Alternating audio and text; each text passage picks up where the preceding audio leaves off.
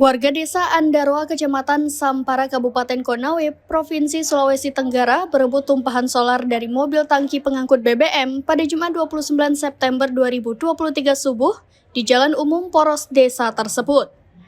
Mobil tangki milik PT Sultra Prima Mandiri mengalami kebocoran pada bagian tangki belakang sebelah kanan yang mengakibatkan solar tumpah dan berhamburan di badan jalan tersebut. Tampak dalam video sebuah mobil tangki pengangkut solar mengalami kerusakan sehingga mengakibatkan kebocoran pada tangki.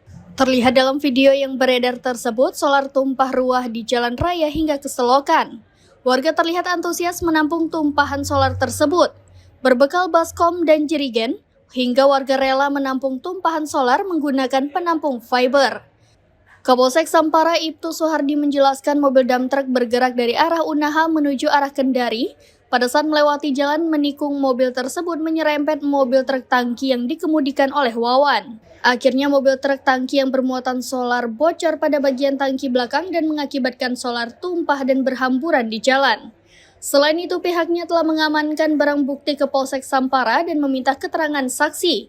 Kerugian akibat tumpahan solar diperkirakan 180 juta rupiah.